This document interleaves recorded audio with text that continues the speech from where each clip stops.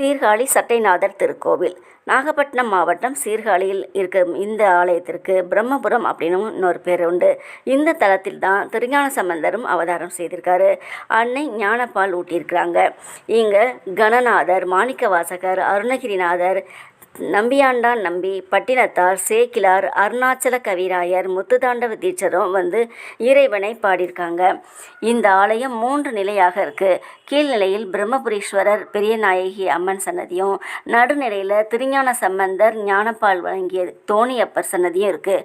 மேல்நிலையில் சட்டைநாதர் சன்னதியும் இருக்குது. வெள்ளிக்கிழமை சிறப்பு பூஜை நடக்கும்.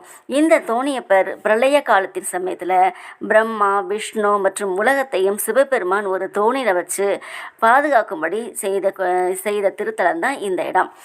அதாவது பல்லவர்கள், சோழர் காலத்து கட்டிடக்கலைகள் மிகவும் சிறப்பாக இருக்குது. இந்த திருத்தலம் ஞானமும் கல்வியும் அருளக்கூடிய சிறந்த தலமாக இருக்குது.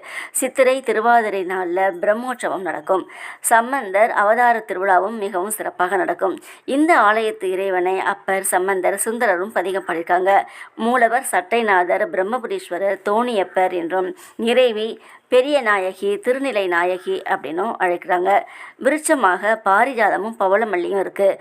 தீர்த்தம் பிரம்ம தீர்த்தம் மற்றும் 22 தீர்த்தங்கள் இருக்குது. இது 2000 ஆண்டு பழமையான திருக்கோவில். இந்த ஆலயத்தில் பஞ்சரத்ன ஆகம முறைப்படி பூஜை நடக்குது.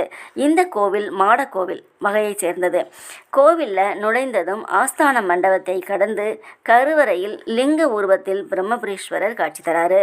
வலது பக்கம் மகா மண்டபத்தில் ஞான சம்பந்தர் உற்சவ மூர்த்தியாக இருக்கிறார். இந்த உற்சவ மூர்த்தியாக இருக்கக்கூடிய சின்ன குழந்தையான பால் வடியும் முகத்தோட காட்சி தரும் ஞானசம்பந்தர் அவரது கையில் பொற்தாளம் இல்லாமல் பால் கிண்ணத்தோட தோடுடைய செவியன் என்ற பதிகத்துக்கு தகுந்த மாதிரி காதை தொட்டுக்கொண்டு சிறு குழந்தையாக காட்சி தராரு.